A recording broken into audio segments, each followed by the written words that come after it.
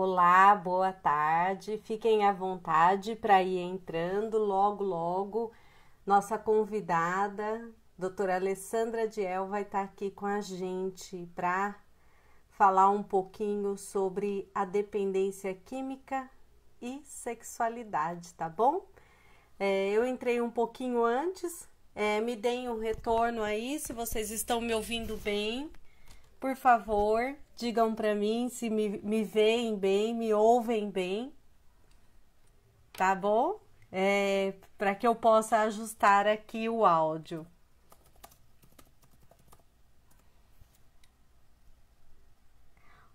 Oi, doutora! Vou te mandar o convite aqui.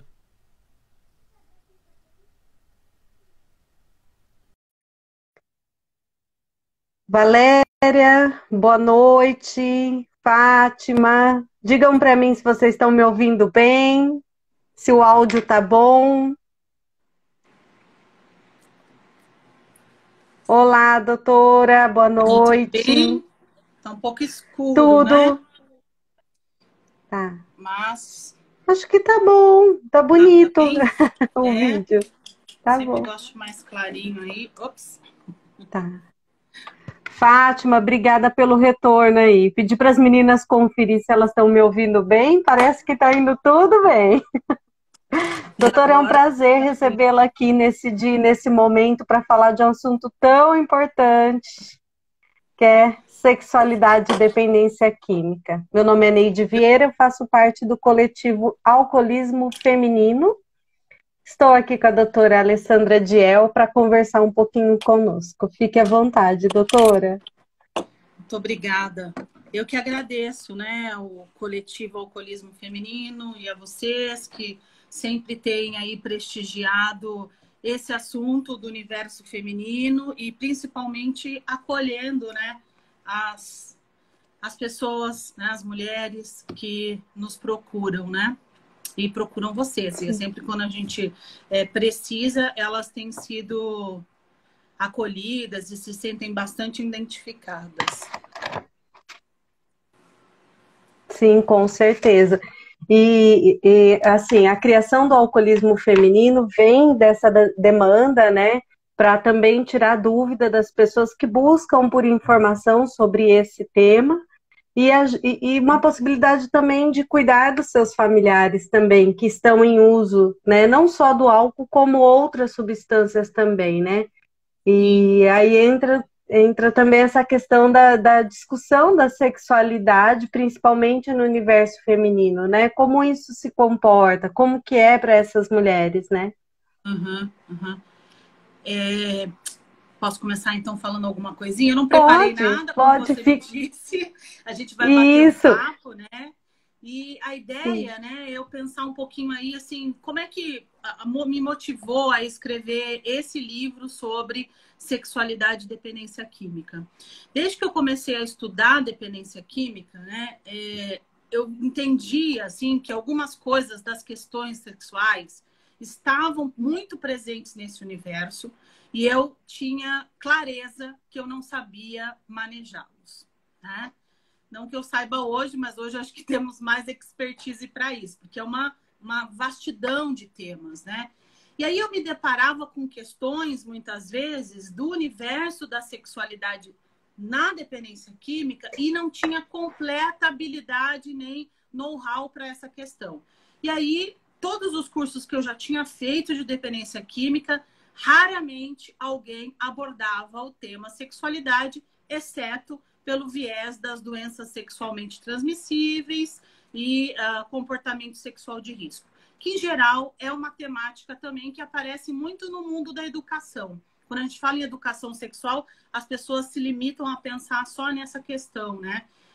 E aí aquilo me incomodava muito, né? Porque eu queria aprender a lidar e aí eu fui buscando outras formações que foram complementando. E aí também não tinha uma literatura para isso. Foi aí que, depois do meu mestrado, doutorado, saiu, então, esse livro que eu consegui, então, juntar algumas questões, que é a dependência química e a sexualidade. Esse assunto não se esgota, né? Mas a tentativa do livro foi justamente essa. mostrar um pouquinho que esses universos, eles estão muito próximos, né? Assim, de se conversar e de termos questões aí para lidar, né? Sim. E quando a gente faz esse foco para o universo feminino, então, muitas coisas aparecem, né? Então, o livro ele acaba abordando não somente o comportamento sexual de risco, e que acaba que, basicamente, vai falar de não uso de preservativo, de gestação não desejada e aborto, e como que isso, no universo feminino, então, ele se comporta, né? Esse é um dos temas. Violência sexual, relacionamentos abusivos, né? Orientação sexual e identidade de gênero, além de disfunção sexual, são temas que abrangem basicamente essa questão, né? Toda aí, né? Se a gente for pensar dentro só do comportamento sexual de risco, né? Para esse nosso universo feminino, o que eu mais vejo, e não sei se você percebe isso também, é que nós mulheres temos uma certa dificuldade de negociar um sexo seguro. E se nós estamos sob efeito de substâncias, essa negociação fica muito mais prejudicada, né? Então, basicamente, as mulheres acabam muitas vezes cedendo por N questões, né? E não se cuidando, não usando preservativo, e obviamente isso pode incorrer a um sexo desprotegido e acaba tendo uma gravidez não desejada e até abortamento, né? Aborto é um tema que no nosso país, né, é praticamente ainda extremamente tabu, né? E eu desconheço pessoas que usam o aborto como método contraceptivo, como a gente vem ouvindo muito, pessoas do Ministério da Saúde, às vezes, falando isso, ou do Ministério da Cidadania, da Mulher, falando que mulheres usam desse método, e eu tenho quase certeza que isso... Ninguém quer passar por esse processo doloroso, né? Mas nós sabemos que o uso de substâncias tem uma estreita relação com o abortamento, né? E é uma das questões que nós temos que discutir. Por quê? Porque hoje no país se morre muito de abortamento inseguro, né? Óbvio que eu não vim falar né, essa bandeira, essa pauta, mas essa pauta ela tem que ser falada novamente, né? A gente tem que pensar. Óbvio que prevenção é sempre melhor, né? Mas eu vejo assim muito tabu em todo esse universo. E recai muito sobre nós mulheres e nossas pacientes dependentes químicas vamos dizer, esse fardo, né, de lidar com essas questões quando elas acontecem, né? Então, essa com foi certeza. uma temática que eu pensei em falar. Sim, e é importante, né, doutora, trazer isso para as nossas rodas de discussão, né, porque é um tabu e muitas vezes nem nós, entre mulheres, conversando sobre esse assunto, né? Sim, até aborto, né, abortamento espontâneo, as mulheres, elas se sentem mais à vontade, talvez, de poder falar, né, mas quantas dependentes de álcool que eu já atendi e hoje carregam uma culpa imensa porque se eu não estivesse bebendo, muito provavelmente eu teria tido essa criança, eu não teria tido um abortamento, né? Um abortamento muitas vezes espontâneo, né? Por conta do uso de substâncias. A gente sabe que álcool e outras drogas também está relacionado com o aborto espontâneo, né? E uma série de questões, né, envolvendo essa questão. Então, veja, a dependência química já é uma temática, vamos dizer, repleta de estigma e de tabu. Quando nós falamos dependência química e sexualidade, é um terreno ainda repleto de questões como essa que a gente está falando. E acho que é importante a gente falar sem dúvida, não é? Porque a gente... São profissionais, muito provavelmente, que estão nos ouvindo agora e que atendem às mulheres e que ainda têm dificuldade de lidar com questões como essa, de falar e de deixar e permitir que a pessoa fale sobre essas questões e trabalhar essas questões dentro do universo da psicoterapia e trazer, né, para um universo menos belicoso, menos de estigma, menos de julgamento. Então, acho que esse é o desafio aí, né?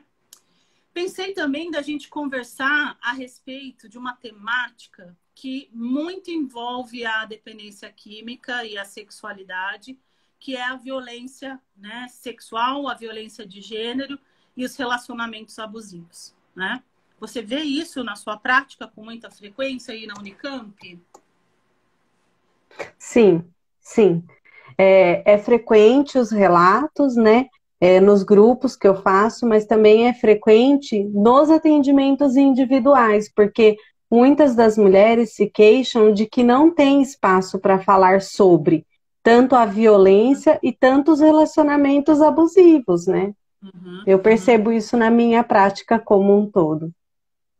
E aí, veja, hoje no Brasil, né, o novo Anuário de Violência de 2020, se eu não me engano, é a cada 8 minutos, né? Uma mulher é estuprada e a cada... agora eu só não lembro, mas é questões assim de minutos, né? Eu sabia de cor isso, o quanto no nosso país uma mulher é feita uma queixa e ocorre uma violência doméstica. E a gente Sim. sabe, né, que álcool é um caldo para essa questão ocorrer. E longe aqui de eu estar defendendo, né, que claramente não é o álcool ou a garrafa que agride a mulher, né? Mas Uhum. muito a gente sabe que sim, o abusador que agride, né? Mas existe já evidência suficiente mostrando o quanto o álcool acaba sendo um facilitador. E aí, o que eu vejo na nossa prática do universo feminino é o quê? As mulheres, se ela fez ingestão de álcool, se ela é uma dependente de álcool, como é que eu vou avaliar ou vou conseguir lidar com o tal do consentimento, né? O consentimento no momento desses flertes, que não é bem flerte, né? Muitas vezes nós mulheres brasileiras fomos ensinadas pelas nossas mães que nós temos que nos fazer de difíceis e os rapazes Uhum. foram ensinados que eles têm que insistir, né? Então, a questão do não é não, muitas vezes, né, não é entendida pelos nossos meninos, muitas vezes, porque eles entendem que eu tenho que insistir. E se a gente for Isso. imaginar toda essa questão com o álcool, sobre efeito do álcool ainda, será que eu consigo avaliar, né? E muitas dessas relações acabam, às vezes, ocorrendo nesse contexto, né? E já existe uma pesquisa até interessante, o quanto as meninas, né, que estavam sob efeito de álcool e foram violentadas, o quanto elas demoram para buscar mais ajuda ainda do que aquelas que não tinham bebido, né? Por quê? Porque eu sei que se eu chegar lá, eu vou sofrer extremo julgamento, as pessoas não vão acreditar em mim, e se eu tiver intoxicada ainda, né, ou for uma dependente de álcool, será que as pessoas vão acreditar em mim? Né? Exato, exato. Né? O Você que julgamento também, né? julgamento. Você que trabalha aí com, né, grupo de mulheres, e acho que ali na Unicamp tem um grupo de violência também muito grande aí, né? De violência sexual Uhum. também. A Renata vem estudando isso. E é uma temática que eu acho que a gente precisa trabalhar muito mais, né? Não só no contexto do nosso universo terapêutico, né? Mas também numa perspectiva de educação sexual, né? Porque, Sim, infelizmente, sensibilizar a equipe para atender essa demanda também, né, é extremamente importante. Uma das coisas que eu falo, às vezes o paciente está te dizendo que ele está consumindo álcool e você não está atento para essa questão, né, ou por uhum, conta dos seus valores, ou, né, enfim, por questões ali. uhum, Entender enquanto isso é um problema na vida daquela pessoa, ou pode vir a ser um problema, né? sim. Sabe que eu estava lembrando aqui que quando eu fui trabalhar lá no Jardim Ângela é um bairro de São Paulo que é extremamente grande e bastante conhecido pelo alto nível de violência, né? E na época eu era uma psiquiatra num território, acho que de 300 mil habitantes. E acabou que nessa ONG que eu trabalhava, eles também prestavam atendimento a mulheres vítimas de violência doméstica, né? E quando eu comecei a entrar nesse universo, né, para mim foi algo assim que me ensinou muito, sabe? Porque eu fui muito, assim, enquanto médica já, né? E eu me acho super, né? Sem preconceito, né? Ou tenho que trabalhar com os meus preconceitos. Eu cheguei lá e vi como eu tinha ideias pré-concebidas a respeito dessa questão. E fui conhecendo esse universo, né? E principalmente eu vi assim, casais, e acabavam que nós atendíamos casais dependentes químicos, né? Ambos dependentes químicos. E era uma ONG que a mulher, por exemplo, parecia que ela entrava num brechó, né? E ia ter compras lá de roupa e tal, mas na verdade era uma assistência à vítima de violência doméstica. Então tinha eu enquanto psiquiatra, tinha psicólogo, tinha educadora, tinha advogados, então para proteger e dar orientações a essa mulher. E uma das coisas que não saía da minha cabeça era justamente, cara, como é que essa mulher não sai dessa situação, né? E eu cheguei lá imbuída de justamente vamos separar todas elas, né? Vamos separar, tem que sair desse casamento, além do tratamento, tem que sair desse casamento. E as psicólogas, calma aí, Alessandra, essa não é a nossa função. Nossa função aqui é justamente quem vai decidir se quer ou não ficar nesse relacionamento é ela, né? Mas elas, vou te avisar, elas raramente saem, ou quando saem, voltam, ou quando consegue, volta para esse ciclo, né? O que nosso objetivo é que esse agressor pare, né, de agredir, na verdade, né? Que ele respeite e assim por diante. E aí, basicamente, foi essa constatação que a gente teve, né? Depois de algum tempo trabalhando, eu falava, por que as mulheres voltam, né? Entre outras situações. Por que alguns relacionamentos, né, que são extremamente abusivos ou tóxicos e até, vamos dizer, violentos, né, que era o caso dessas mulheres, elas não saíam por uma infinidade de fatores, né, Neide? Ou seja, desde uma questão aí, basicamente, que pegava muito naquela região, é uma questão financeira, isso era muito comum, né? Elas começavam muitas vezes o uso de álcool ou de outras drogas, né, pelo universo masculino. Então, muitas vezes foram eles que apresentaram essa substância a elas, né? E a dificuldade de sair desse ciclo de violência, né? Por questões financeiras, era uma que pegava muito, né? E as falas eram, ele diz que eu vou morrer de fome, que eu não sei fazer nada, né?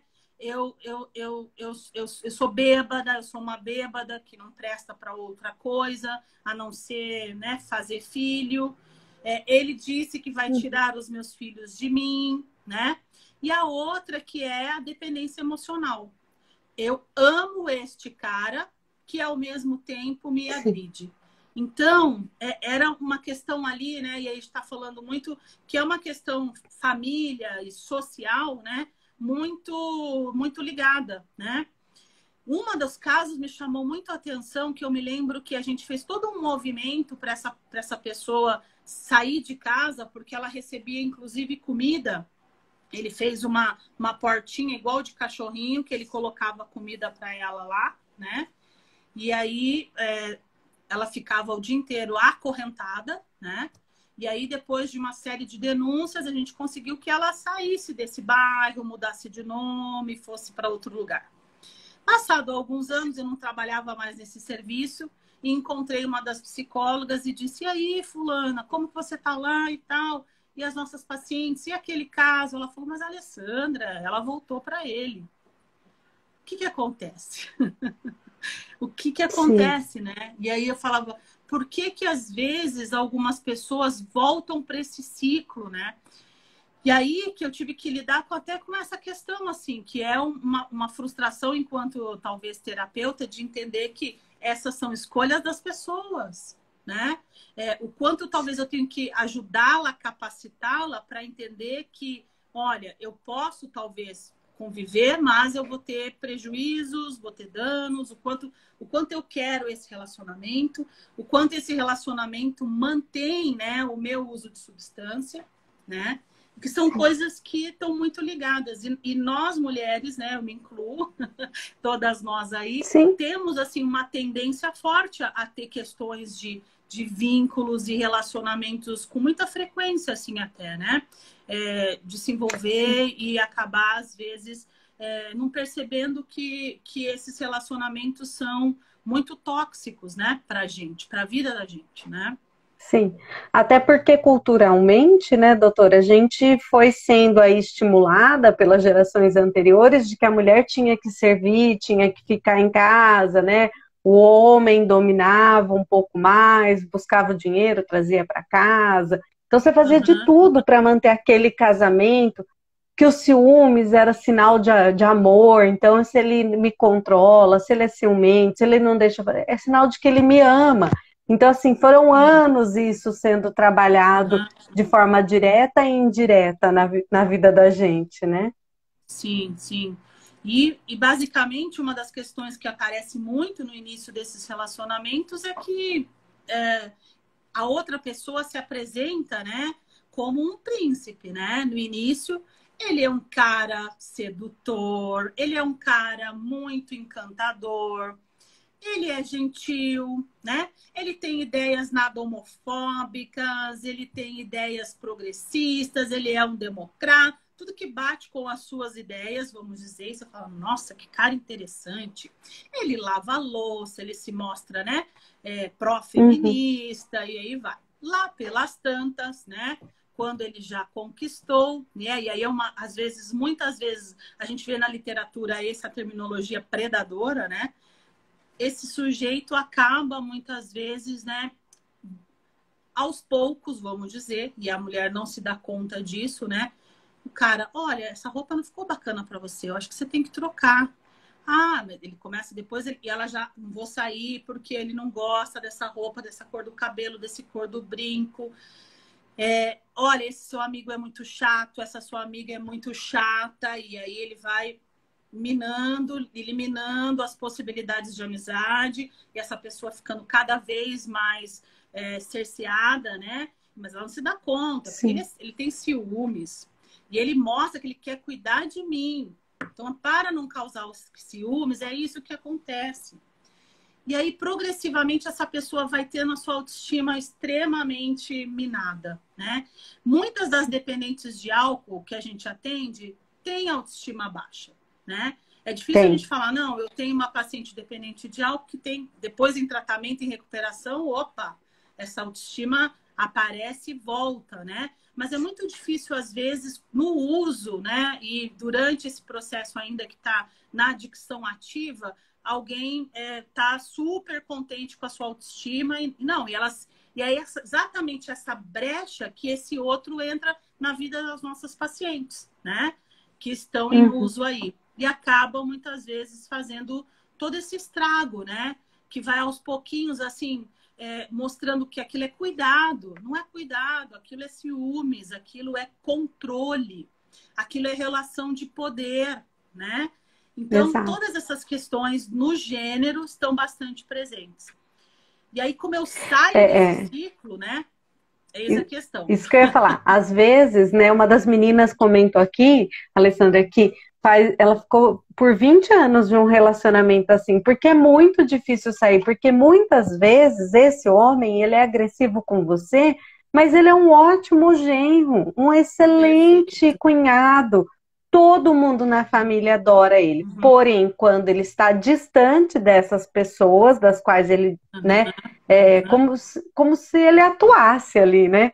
Ele mostra sim, quem ele realmente é, né? uhum, Seja com a esposa, com os filhos, né? Extremamente controlador, né? Não deixa você ter uma conta bancária, não deixa você movimentar o seu dinheiro, não deixa trabalhar deixa eu te muitas ajudar a vezes. cuidar da sua conta, né? Eu vou te ajudar a cuidar da sua Isso, conta, mas não é. É para controlar o que você gasta.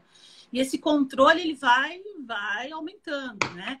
Não raro, quais as falas que a gente ouve, né? É justamente o quê? Mas é que eu também não fiz correto, sabe?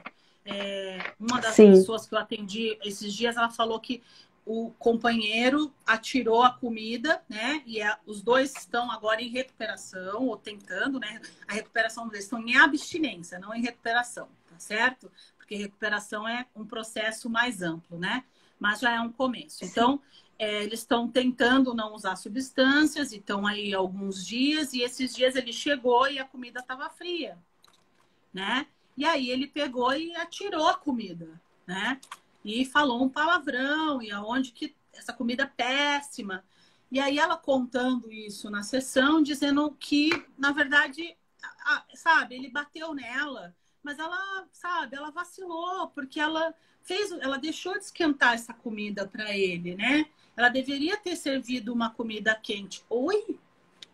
Ele não tem duas mãozinhas que pode pegar e fazer, ou ele não pode pedir para você, meu amor, essa comida está fria, você esquenta para mim?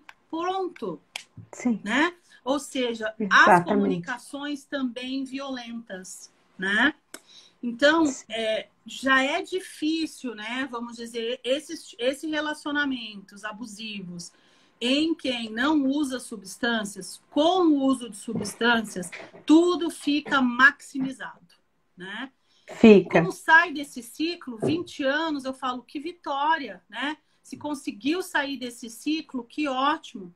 O que quem já sofreu um relacionamento abusivo tem que cuidar? Para a gente não repetir, né? Porque a nossa tendência é encontrar casualmente outro muito parecido. Sim. Então, eu costumo dizer aí para minhas pacientes que a gente tem que ficar sempre alerta, né? Vigilante consigo mesmo, né? E com esses novos encontros, assim, né? Que esse Mr. Perfeito não existe. E a gente está falando aqui só nos relacionamentos heterossexuais, mas a violência doméstica, a violência de relacionamento abusivo, ela também ocorre no universo de mulheres homossexuais, homoafetivas, de mulheres lésbicas, né? Isso é um universo, às vezes, não tão... existe alguma literatura já falando dessa questão, né? Mas ele também é tão São poucas quanto... ainda, né?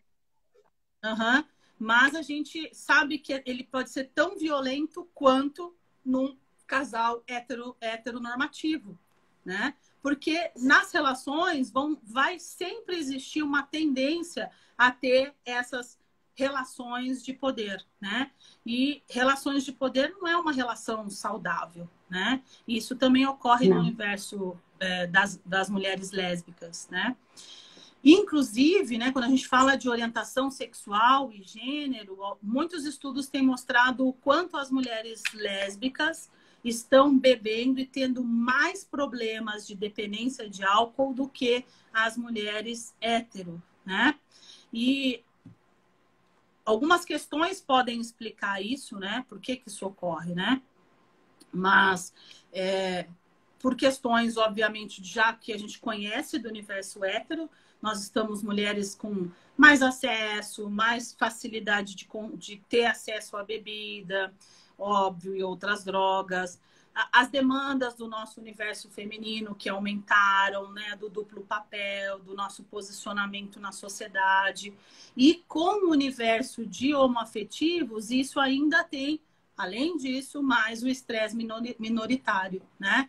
Que é as questões de identidade sexual e de orientação sexual, muitas vezes. De lidar com o sair do armário, com lidar com a minha afirmação da minha orientação sexual, né? Enquanto uma orientação estável, enquanto alguém que não tem doença, não é patológico, que não está fazendo nada de errado, né?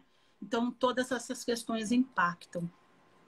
Falando demais, sim, né? Eu vi aqui que já vivi... Não, mas tá ótimo. Uma das meninas está falando. E, Diana, quem nunca, né? Você, eu já vivi, muitas de nós já vivemos, né? E eu até viver esse relacionamento abusivo, eu também achava que eu era muito esperta, porque eu sou psiquiatra, como eu sendo psiquiatra, isso não vai acontecer, né? Até... Tô imune. Acontece, ou seja... as questões que eu sabia da psiquiatria não me protegeram, né? Porque no início a gente fica só no tananana, né? Só os coraçõezinhos aí subindo, e isso muitas vezes deixa o nosso óculos nublado, né? e a gente não consegue sim. enxergar. Mas de tudo isso, eu aprendi que, na verdade, o mais importante é saber que eu saí desse ciclo, né? E isso é o que é o mais importante aí, a gente não demorar muito, né? Para mim foram Exato. 8 meses, 8 longos meses, e que foi bem Sim, complicado, sim. né? Então, não tem quem, acho E que a já. própria construção desde a nossa infância, né? A princesa, a bela adormecida que fica à espera de um príncipe chegando para Sim. acordá-la, Aham, indefesa aham, e frágil, né? Então a gente aham, vai aham. construindo dentro do nosso psiquismo e quando você dá de cara e encontra, você acha que Aham, encontrou realmente, né? O príncipe aham, encantado. aham, E aí quando você se dá conta que não é com nada certeza. daquilo. A Célia está falando que o autoconhecimento é a chave da libertação dessa codependência afetiva, sem dúvida, né? Quando você Sim. se dá conta, né, que, né, o outro também acho que o autoconhecimento e o quanto invasivo, né? O quanto esse relacionamento está invadindo, né, a sua identidade, né? Tem um Uhum. livro que é da Ana Canosa que fala a metade da laranja, né? E aí a gente já discutiu isso algumas vezes, que é quando a gente constrói também na nossa sociedade que eu quero encontrar a metade da laranja. E Sim, aí hoje eu falo que exatamente. bobagem, porque eu encontrar a metade da laranja eu reforçar todas as questões às vezes de codependência. Não existe a metade da laranja. Hoje, num Sim. relacionamento, acho que nós temos que buscar, olha, eu sou uma laranja e você é outra laranja. Que tal você fazer um suco de laranja comigo, né? É isso que eu acho que nós Exato. desejaríamos aí dos relacionamentos. Alguém que queira fazer um suco de laranja com a gente. E eu não ser completa, né, completar. E esses dias eu também ouvi de um padre que ele falou o seguinte, que chegou lá na igreja, né, um casal que veio fazer os preparativos para o casamento, aqueles cursos e tal. E aí, minha filha, por que você quer se casar? Ai, padre, eu vim me casar para eu ser feliz. Aí o padre, opa, minha filha. Se você quer se casar para ser feliz, eu acho então que você tem que ir para casa, repensar mais um pouquinho. Mas por que, padre? Porque a gente se casa para ser mais feliz. Ou não, eu me caso porque eu sou feliz, né? Sim. Então, ou eu me caso porque estou feliz e sou feliz, né? Melhor sou feliz, ou eu me caso para ser mais feliz do que eu já sou, né? E não eu me caso porque me completo com o outro, né? Então, Sim. essas questões que nós estamos falando aqui é uma temática muito importante do universo feminino e não é diferente para o nosso universo aqui das nossas meninas que a gente cuida, que usam, né, ou que estão em recuperação, ou que estão ainda usando, porque é muito comum, prevalente, né? Nesse universo. 2 pessoas inteiras, né, doutora? Meu sonho. Quem? Eu também acho, Sim. Célia. Eu queria encontrar essa O pessoa que que já que vem é essa pronta. falta, né? Por que que você está em falta? Por Isso. que que você está incompleta, né? É interessante quando a gente olha para essa falta. Se há falta, por que que você está tentando? É. Aí entra qualquer coisa, entra qualquer marido, entra qualquer namorado, entra o álcool, entra Uhum. outras substâncias. Por que que eu preciso de uma falta, de me sentir completa com algo? O que que está acontecendo? Vamos olhar para essa falta, né? Uhum. Para esse Uhum. vazio aí. O vazio, né? O vazio vai ser preenchido com outras coisas. Tem um livro da Jojo aí que fala alguma coisa sobre a falta, né? É um livrinho Sim. bem inocente e que faz a gente pensar muito disso. A Juju, né? O que Juju. mais nós vamos conversar, hein? Fiquei pensando da gente falar um pouquinho também, né? Não sei se aqui no Alcoolismo Feminino vocês têm recebido mulheres trans. Sim, às Sim? vezes, mas em menor quantidade. Até a Lu pediu para você falar um pouquinho mais desse universo LGBTQI+, como que é a sua relação com esse público, como Uhum. que você tem lidado. Atualmente, lá na minha prática no grupo, essas mulheres, Uhum. ou, né, esse público, ele tem sido acolhido aonde ele se identifica, e geralmente Uhum. eles vão para o grupo de mulheres. né? E são Aham, muito bem recebidos pelas mulheres que estão no grupo. Eu não sei aham. como que está sendo isso para você na sua prática, mas eu ainda acredito que a gente poderia caminhar um pouco mais nesse sentido de ter um grupo específico para atender essa demanda, porque são de outras coisas que a gente está falando, né? Sim, na verdade, quando eu comecei, né, a entrar no universo LGBTQIA+, e essa sopinha de letrinhas, que não é sopinha de letrinhas, são pessoas, né, só Sim. aumenta, eu começava a pensar, e eu fui para os Estados Unidos, visitei alguns serviços, visitei serviços, por exemplo, na Inglaterra, em que existem grupos e serviços específicos para a comunidade LGBT. E aí eu voltei de lá, super imbuída, que o Brasil também tinha que ter, né? E meus amigos, né, militantes ou não, falavam, Alessandra, nós não temos que ter grupo específico, coisa nenhuma, né? E aí eu Tá. falo, mas como, gente? É melhor, veja, eu partindo do meu universo feminino, a perspectiva era falar de coisas do universo feminino com outras mulheres, com certeza eu vou me sentir muito mais à vontade. Me sentia mais à vontade de dizer coisas difíceis, como, olha, eu tive um aborto, eu fui estuprada, eu tive um relacionamento abusivo, coisas do gênero, que talvez lá com o universo masculino junto ou misto eu não daria conta. E basicamente eles reforçam que como nós somos um país ainda mais homolésbo, transfóbico do mundo, né? Que o risco da Uhum. gente, por um lado, formar grupos ou tratamentos bastante específicos, nós vamos ter as chances, muitas vezes, de gueto, eu queria falar formar mais guetos, né? Eu já ia inventar uma palavra, mas é Sim. formar guetos.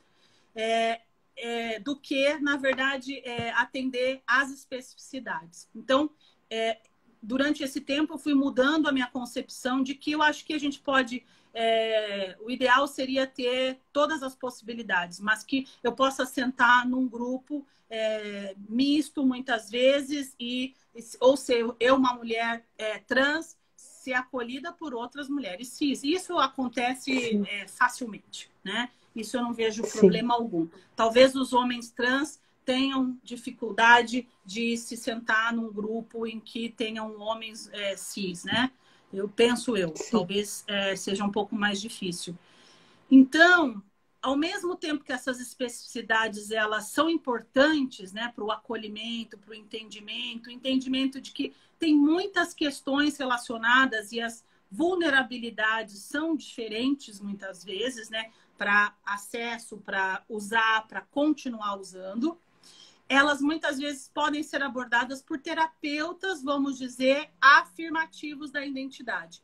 Tanto que existe uma comunidade ou um site chamado Lacrei, né? E que profissionais se cadastram, que são profissionais que atendem LGBTs, e LGBTs procuram justamente terapeutas, psiquiatras, psicólogos que tenham uma identidade, uma vibe, uma empatia, né? Para a questão da identidade da orientação. Porque é um saco, né? Eu ter que, às vezes, de novo, ficar te explicando, olha, o que é tal coisa e tal coisa dentro do meu universo, né? Então, mas basicamente não é nem um saco de explicar. É o medo, né? De que eu vou poder ser aberto o suficiente e você vai ser receptiva, né? Para essas questões que são do meu universo, né? A Graça Santoro Exatamente. está falando que segue aqui, acho que o Lacrei, né? Então, essas são as questões aí, né? Como que eu entrei, que a Lu perguntou, como que eu comecei E hoje, em São Paulo, eu tinha uma demanda muito maior no meu consultório, aqui agora eu estou no Paraná, né? Basicamente, então, estou formando outra rede e já tenho, felizmente, aí a busca, então, de pacientes, né? Muitas meninas jovens, né? E muitas meninas Uhum. jovens usuárias de maconha, infelizmente, né? E Sim. que ainda não veem essa droga como um problema, mas não tem uma questão, muitas vezes, o uso de drogas com a afirmação ou a identidade. Vejo cada vez mais famílias também, assim, muito mais receptivas, né? Óbvio que a gente tem uma estrondosa violência, mas eu tenho visto o amor vencer muito mais. Então, às vezes, Sim. o grilo está no nosso paciente, porque a família dele ou a mãe dele está falando claramente, minha filha, né? Isso não é um problema para mim. A sua orientação sexual não é nenhum problema para mim, né? Sim. Alguém perguntou também aí quais são as frases que lésbicas em geral falam para as outras em relacionamentos abusivos. Em geral, é a mesma coisa que o universo de casais héteros. Eu vou te deixar, ninguém vai te amar igual eu amo, você é feia, horrorosa, você tá gorda, né? Desqualifica. As falas são praticamente as mesmas. Em geral, não tem a questão dos filhos nesse universo, mas existe dependência financeira também entre casais homoafetivos, obviamente, né? Ou seja, existe essa questão em todos os relacionamentos, né? O quanto, de Sim. novo, as relações de poder. O Exato. que mais? Uma outra É que coisa a que eu pessoa que estudei... é abusiva, para ela conseguir o que ela quer, né, ela diminui o outro, né? Ela coloca o outro numa situação de que se você não tiver eu, você não tem mais nada, você não tem vida, você não tem mundo, você não tem Isso. dinheiro, você não tem identidade. Você existe porque Você eu não vai existo, eu estou sobreviver junto sem com mim. É uma você. coisa arrogante. Não vai É sobreviver sem arrogante. mim. Uhum. E assim, e você chega a acreditar que ele é o ar que você respira mesmo, ou ela é o ar Sim. que você respira, né? Uhum. Você desacredita muitas vezes. Porque muitas vezes, como essa violência ela ocorre ali entre o casal, né? Ela não é tão explícita, eu até brinco que quando aparece lá no Datena, né, é o caso que chegou lá no extremo, mas muitas vezes ela vai acontecer de forma isolada, né, dentro da tua casa. Quando você vai falar para uma amiga, a amiga às vezes vai dizer, não, amiga, não é tudo isso. Ele é uma pessoa boa, uma pessoa boa, ele te busca no trabalho, ele paga as tuas contas, ele comprou o vestido que você queria, né? Mas esse setting interno dentro de casa não está sendo visto, Uhum. né? E às vezes a Ou paciente vai para o até, consultório. desde isso até, né, questões até né, da relação sexual. Olha, você não me dá prazer como outras pessoas, sendo que isso também é uma fala muito comum. E a gente tem que, em qualquer universo, a gente tem que pensar que, ei, hello, dá prazer? Não. Eu sou responsável pelo meu prazer, ninguém é responsável por ele, né? Exato. Basicamente, a gente já sabe que o maior órgão sexual, qual é? O maior órgão sexual? Nosso cérebro, né? Então, o outro, claro, faz parte desse universo, dessa fantasia, mas, assim, eu sou responsável pelo meu prazer. Então, meninas, não caiam nessa, né? De que aí as pessoas ficam se imaginando. Então, a gente está falando de muitas questões, e acho que daria a gente ficar aqui falando muito mais tempo a respeito de tudo isso, mas acho que uma das questões que eu queria deixar bastante pensar aí, que acho que deve ter muitas terapeutas nos assistindo, né? O quanto Sim, com certeza. essa formação em sexualidade, ela literalmente assim me transformou, sabe? Na verdade, eu achava que eu que estava fazendo, estava fazendo aula, estava fazendo tratamento, né? Assim, de transformação, porque e olha que interessante, né? Um dos cursos que eu fiz, e esse que eu falei que foi bem transformador, foi dentro de uma escola salesianos, que é da Unisal. Vários dos meus colegas já fizeram esse mesmo curso, né? E quando eu entrei, eu fiquei pensando, cara, o que eu vou aprender na escola, né? Que tem ali a catequese e a aula de educação sexual. Então, meu preconceito chegou antes lá na sala de aula, né? E aí, com o tempo, eu fui vendo que, cara, tem um monte de coisa que eles estão ensinando aqui que eu nem pensei, não imaginava. E basicamente foi interessante eu ver padres, né? Que tem padres que participam do curso e como eles são inteligentemente aberta, né? E falam e conhecem sobre sexualidade. Esse foi outro preconceito que, puf, caiu, né? Porque, sei lá, eu imaginava um padre, alguém que não pudesse conversar sobre essas questões, né? E isso foi, para mim, uma das questões que foi muito interessante. Então, essa formação, basicamente, me deu algumas tranquilidades a mais de eu poder conversar absolutamente de tudo com os meus pacientes, né? Inclusive, às vezes, de como introduzir essas temáticas, né? Porque quantas vezes nós vamos aos médicos e os médicos não perguntam a respeito da nossa vida sexual? Aliás, é tudo, né? Exato. Tem tempo, tal, né? Mas, assim, não, mas como eu vou perguntar isso? Meus residentes às vezes falavam, não, eu não imagina que eu vou perguntar isso, doutora. Ele pode se ofender. Vai se ofender da forma que você pergunta, como você pergunta, né? Ou seja, é óbvio que você vai adaptar uma linguagem para uma pessoa mais jovem, para uma pessoa acima de 70 anos, e às vezes vai se surpreender que é de 70 anos, né? Não é essa velhinha que faz tricô que você está pensando que ela faz, não. Então, não adianta a gente ter estereótipos para conversar isso. Converse de uma forma respeitosa, entende? Explique para a pessoa por que você está perguntando aquilo. Você não está perguntando aquilo porque você é um voyeur da vida sexual da sua paciente. Não, você está perguntando porque a vida sexual das nossas pacientes é um marcador de qualidade de vida. E aí perguntar exatamente de questões de como que faço perguntas abertas, como é que anda a sua vida sexual? Aí às vezes ela pergunta, como assim, doutora? Muitos, né, vão responder com frequência. Ah, eu tô transando tantas vezes. Não, não quero saber isso. Eu tô perguntando para você se quando você transa, tem relação sexual com a sua parceria, você tem prazer. É satisfatório. Tá ok para você isso? Ah, tá. Existe algo nesse universo que você gostaria de conversar comigo? Né? Então, são perguntas, às vezes, que vão, né, abrindo espaço para as pacientes poderem falar, né? E entre muitas dependentes de álcool que eu atendi, uma das coisas que é muito comum, que é prevalente também no universo de mulheres que não bebem, né, mas nas que já beberam, alcoolistas, a anorgasmia é muito alta, né? Ter dispareunia, ou seja, dor na penetração sexual, ou não sei o que é orgasmo, nunca atingi orgasmo. Eu só atingo orgasmo sozinha, me masturbando. Eu falo, que bom, querida, já é um começo, né? Mas eu gostaria de sentir com a minha parceria.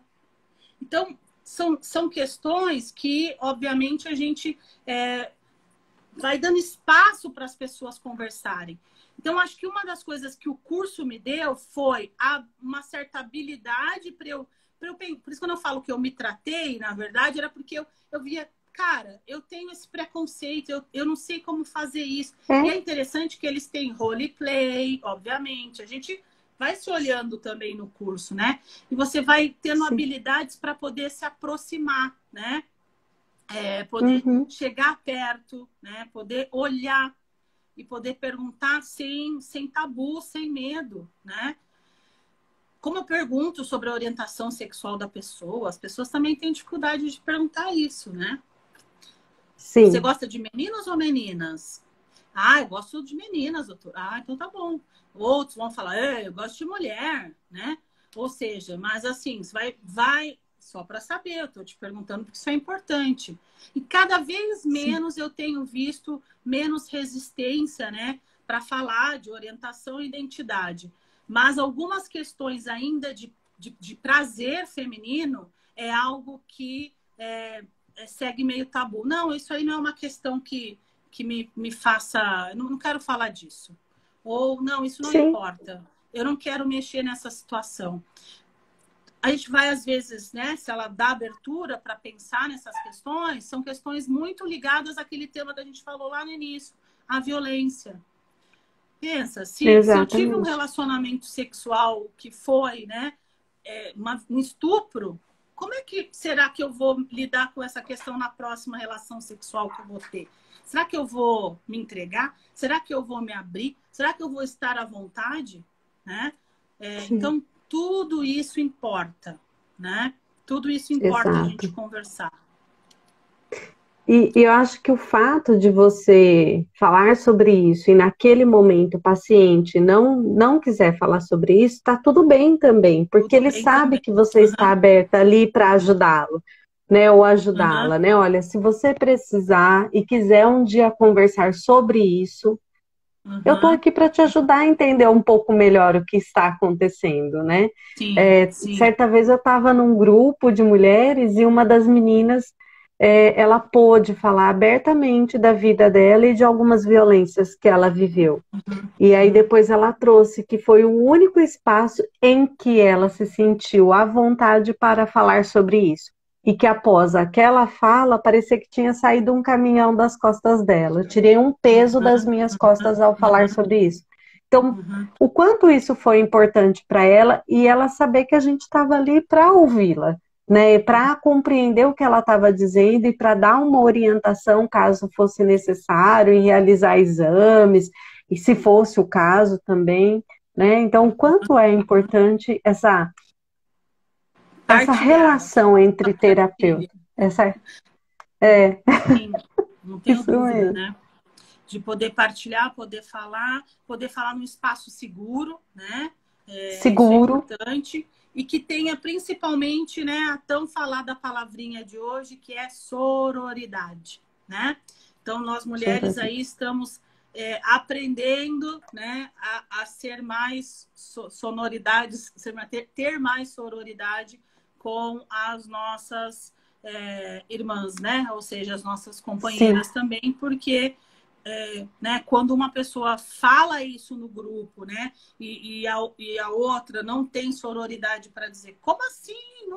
Nunca teve um orgasmo, né? Ou, sim, bastou esse comentário, né? Ou alguma questão assim que aquilo já fecha uma porta, né? Pronto, uhum, né? Eu perdi ali de poder abrir espaço para a gente poder falar e conversar a respeito dessas questões que podem ser muito dolorosas para muitas mulheres, né? E sim, principalmente assim, né? Mulheres que, olha, eu nunca tive uma relação sexual sem estar intoxicada. Então, é uma das questões que a gente também acaba vendo muito na nossa prática clínica, quando atende o nosso universo da dependência química. Então, eu não sei como é, né? Então, eu sempre estive exato, anestesiada. sim, Anestesiada, então, por que eu estou perdendo de sentir uma série de outras questões, né? Eu tenho que estar anestesiada para poder ter relação sexual. Então, são muitas questões no universo da sexualidade e que nós, enquanto terapeutas, quanto mais a gente trabalha, na verdade, eu tenho falado, trabalhar as suas questões, sabe? Não tem sim. como, talvez, você se sentir à vontade de falar sobre esse universo da sexualidade com as pessoas que você atende, se você não está tão bem com você mesmo e com as suas próprias questões, né? E Com aí, acho que à certeza. medida que você estiver, eu acho que isso também abre possibilidade da escuta do outro, do acolhimento, com menos julgamento, menos preconceito. E às vezes, né, tem pacientes que nos contam histórias cabeludas, né? Que eu falo, nossa, não pensei que eu ouvi isso, né? E, Isso. e a gente também, né, leva aquilo, às vezes, pensando, nossa, principalmente com parafilias, que não é um assunto aqui, né? Mas, né, parafilias Uhum. quer dizer desejo ao lado, né?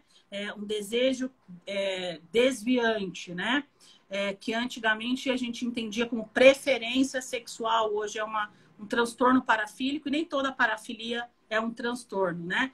Mas se eu não tenho isso claro na minha cabeça, né, eu vou falar o quê? Nossa, isso deve estar muito errado, né? Essa pessoa Isso. só Nosso consegue transar com o julgamento. pé, né? Nossa, ela não sabe o que é um orgasmo e tem que ser só orgasmo com o pé da pessoa, né? Então, vem o julgamento, vem o preconceito. E às vezes, né, o terapeuta bota um foco numa questão que não é a questão, né? Uhum. Não é a questão. Exatamente. Então, acho que além da gente justamente estudar, se especializar, cuidar nisso, a outra é a rica da supervisão. E é por isso que nós temos vários psicólogos e terapeutas que podem dar supervisão, e a supervisão na nossa jornada, né, nesse universo, ela é muito importante, ela agrega muitíssimo, né? Até para Sim. que o outro, né, puxa a nossa orelha, né, fala: "Oi, Olha por onde você Opa, está indo enquanto terapeuta. Não bota o foco de luz aí nessa questão, porque não tem uma questão para você lidar aí. Essa pessoa não tem um problema, né? exato, exatamente. Alessandra, a gente está caminhando aí para os últimos minutinhos e aí Certo? nós vamos sortear um livro seu, né? Que é o Ótimo. Guia da Dependência Química e Sexualidade. A Grazi falou que vai Uhum. pegar para ela. Isso. E aí a gente anotou o nome das pessoas nesses papeizinhos e eu Tá? anotei aqui alguns números. E eu gostaria que você dissesse um número de 1 a 11 para eu ler quem vai ser a sortuda. De 1 a 11. Ah, então, Isso. vamos falar o número 7. Quem é o 7? 7. Vamos lá. Uhum. Tem que estar aí o Larissa 7 ou não? Justo, psicóloga. Olha que fofa, a Lari Olha, ganhou. você Que conhece a legal. Larissa? A Larissa Larissa, eu acredito parabéns. que ela é do nosso coletivo e ela vai usar Tá? muito porque ela atende muitas mulheres também, né, vítimas Caiu em dessa boas mãos. doença, né, em tratamento. Caiu em É, boas mãos. caiu em boas mãos. Claro, eu Eu tenho espero que, muito né, a te a obra agradecer. ajude, né? E ajude talvez a gente pensar várias questões. Eu acho que não se esgota esse assunto ele é infinito, né? Sim, Mas a mensagem eu acho que era essa, né? É a gente então estar sim, aberto e principalmente buscar estudar mais, né? Porque daí a gente vai sim. ajudar muito mais pessoas, né? Eu agradeço muito em nome do coletivo a sua participação aqui com a gente. Agregou muito, levou muita informação para muitas pessoas. Eu acho que a gente tem que falar muito mais vezes sobre esse tema. Uhum, Muito uhum. obrigada, viu? A gente fica Eu que muito feliz agradeço.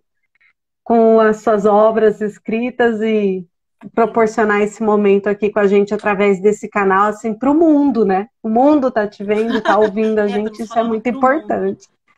Então tá bom, Isso. pessoal. Olha, um beijo, né? Vamos fazer as inclusões aí de quem Obrigada. só nos veem e não nos escutam. Um beijo. Tchau, tchau. Um beijo. Tchau. Muito obrigada, viu?